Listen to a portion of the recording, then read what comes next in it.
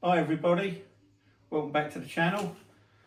Oh, it's been a long day, I've been rushing around everywhere, I've been working, plus it's Christmas. That's all I've got to say about that. But before I start, I'm going to just wish every one of you who's tuning in and watching the channel a very Merry Christmas. So what are we going to be talking about today? Well, I'm going to be doing a two-part series on this, which is the most important thing, and it means a lot to me. I've spent so much time studying this subject. I would like to think how many hours and how much paperwork I've jotted down over the years. But today we're going to be talking about the wind and the effects of the wind on your pellet, how it affects your pellet, and how it affects your pellet when moving down range. Because when you look on Google and that, you see all these different charts, and they're not that hard to understand.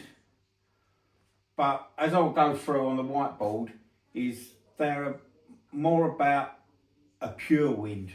What I mean by a pure wind is, and I'll be explaining pure winds on the whiteboard, is as if you were sitting with your bench in the middle of a field with nothing around you for hundreds and hundreds and hundreds of yards.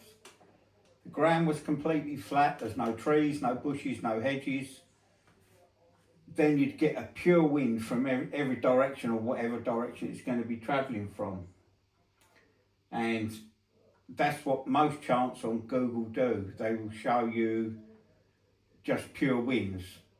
But obviously, we all shoot at ranges. There's going to be buildings, things like that. There's going to be different heights of structures. There's going to be hedges. There's going to be breaks in hedges, fences, sloping roofs, and all this will change the wind pattern.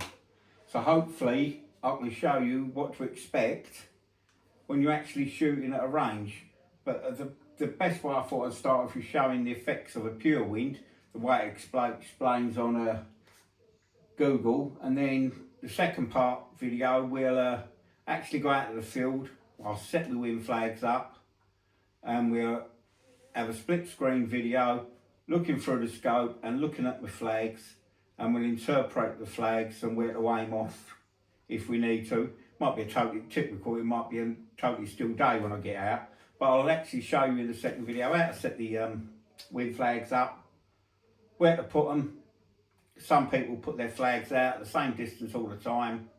Some very good shooters do that, but personally myself, I think you need to read the logistics around you and where you're actually shooting from before you actually think how far you're going to put them flags out. So I'm not going to waffle in anymore because I've done enough already. I'm going to crack on with the whiteboard, and I'm going to go into how the wind actually affects your pellet from when it leaves the muzzle to when it strikes the target. So that brings us on to this clock face chart that I've got in the middle. Because reading the wind as if you was reading the clock is really the easiest way I can explain it. With number 12 being a headwind coming towards you, number 6 being a tailwind going away from you, number 3 being a right hand wind, and number 9 being a left hand wind. 7, 8, 9, 10, 11, there are winds that are coming with varying degrees of angle from the left hand side. 1, 2, 3, 4 and 5, they're varying angles coming from the right hand side. Now I'm going to start off with a headwind and a tailwind. The reason I'm going to start with those is because that's where you're going to get the maximum amount of drag with the headwind. So your pellet, in theory, this can have the most effect on actually dropping your pellet low. So if we take, because you've got to remember this chart as if it's on a horizontal plane. So you're looking at this chart flat, the clock. So 12 is going away, is a wind coming towards you, and number 6 is a wind going away from you. Right, I'm trying to explain this the best I can. Hopefully I'm doing a good enough job. So people have this misconception that a headwind pushes your pellet down and a tailwind pushes your pellet up. Well, when you think it logically, they don't really do that. What they do, because the wind coming towards you has a great effect of drag on your pellet, In fact, what it's doing is slowing your pellet down, so it takes it longer to actually get to the target. So it drops, if I put this on here, like that, as your point of impact, it will drop your pellet low. And the opposite effect with a headwind. Because your pellet is maintaining its fastest speed longer than it would if you were shooting indoors. Momentum's carried for a longer period of time at a constant speed. Your pellet will strike high like that. So hopefully that explains left and right hand winds. Sorry, not left and right hand winds. Doing it again, Jace. A headwind and a tailwind. Right, then I'm going to move on to, if we split this down the middle, these say 1, 2, 3, 4 and 5, your right hand winds, 7, 8, 9, 10 and 11 are the winds coming from the left hand side. And these will give you variable amounts of drift, but they'll also give you variable amounts of drop and lift. Right, so we're going to move on to a left hand wind and a right hand wind, or a 3 o'clock wind and a 9 o'clock wind. Now this is where the spin of your actual pellet comes into play. And if you look up here, if you imagine that's the back of your pellet and it's moving away from you, if you've got a right hand twist barrel, which most pellet barrels are, it's spinning in that clockwise direction like that. If a wind is coming in from 3 o'clock and you're aiming in the centre here, remember this is on a flat plane, you're not looking at this clock face as it is on the board. I'm only doing this so I can explain to it, but you've got to be looking if you was looking at it from above.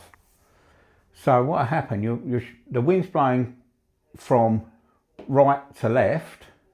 Now the wind will always find its fastest route round any object, and because your pellet is spinning in a clockwise direction like that and the wind's coming in from right to left, what this does, the fast moving air will come underneath the pellet like that, and that creates high pressure underneath the pellet. And when you have high pressure one side, it reduces the pressure on the opposite side, so you have a low pressure here and slow moving air. Even though both winds are moving the same way, the fastest route is round the underneath of the pellet with a right hand wind. And what this does is what is called the Magnus effect. Because it's spinning like that, it's like when somebody kicks a football into a headwind, if they give it back spin, it lifts up in the air. It's the easiest way to explain it, really. So what will happen, you aim at the centre of the target, because it's the strongest wind from 3 o'clock, the most direct wind hitting the side of the pellet, it will give you the most drift, but it'll also, because of the Magnus effect, it will lift your pellet up. You can see like that. So number 3 over there. These are not actually indications of how far you're going to drift away. It's just direction of where your pellet should go in a pure wind. And then you've got the opposite on a 9 o'clock wind, which is a left hand side wind, directly hitting from the left hand side, hitting the left hand side of the pellet. And then remember, your pellet's spinning in the same direction then. So what happens then, the wind, the high pressure will go to the top of the pellet, fast moving air. You've got low pressure on the underneath of the pellet and slow moving air underneath there. So what happens then, you get the opposite effect. They're all mirrored images from left and right hand winds, like that. So these are the furthest 2 drifting winds that are going to give you. But you're also going to get some varying degree, depending how strong that wind is. I'm doing it like this so the numbers are spread out so you can actually see them. But it could be here, like here, with that right hand wind with some lift. But there always will be some lift or drop with a right hand wind and a left hand wind. Now if we look at the other numbers, we can call 1, 2, 4 and 5 your right hand winds, and 7, 8, 10, 11 your left hand winds. And all they are is varying degrees of speed changes. So anything from under this line will increase on this side of the right hand side, will increase the speed of the pellet, will keep it constant going away from you, but also induce lift. So if we look at number 4, it's being pushed, and it's being pushed in that, you can see it's being pushed slightly in that direction, but you'll also get a certain amount of lift. Bosh.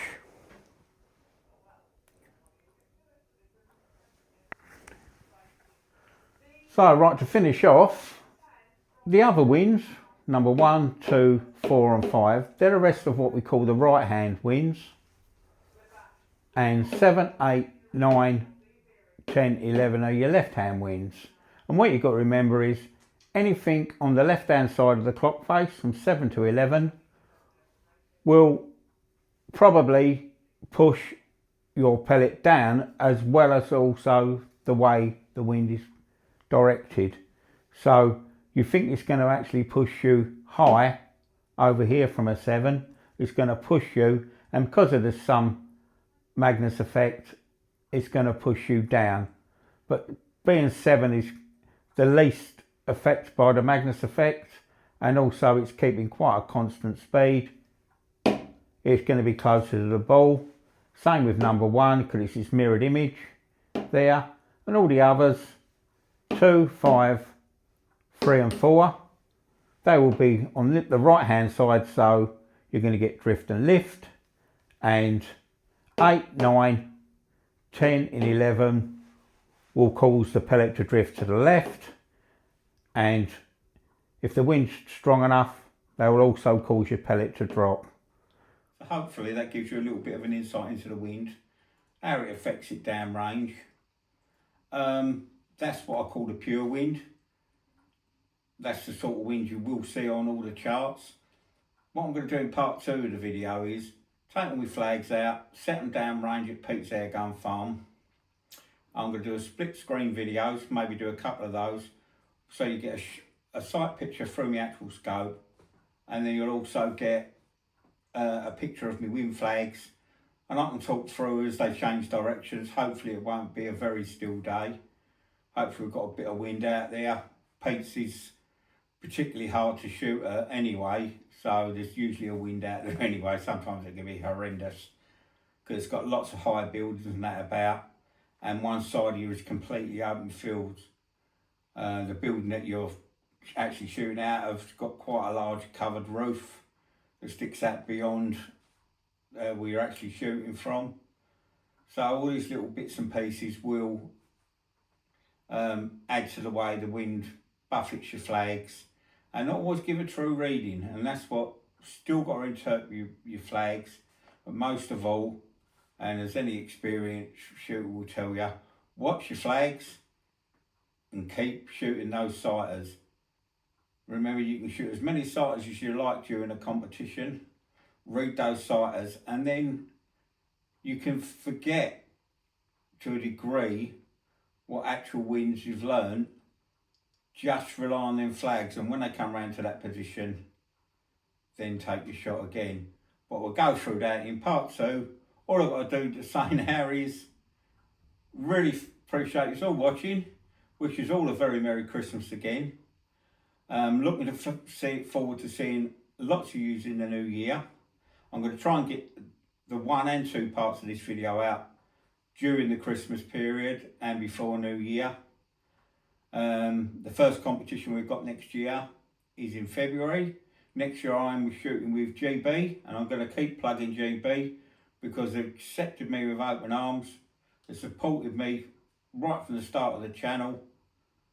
So all I've got to say is, if you like these videos, I know I get my words around my neck quite a bit, so I'll giggle a little bit, but I try and keep it as simple and as real as possible, because I know there's a lot of new shooters going to be watching this. Well, hopefully there is. So all we've got to do is like and share if you can. If you enjoy it, like and share, and I'll see you in part 2. Thanks for watching.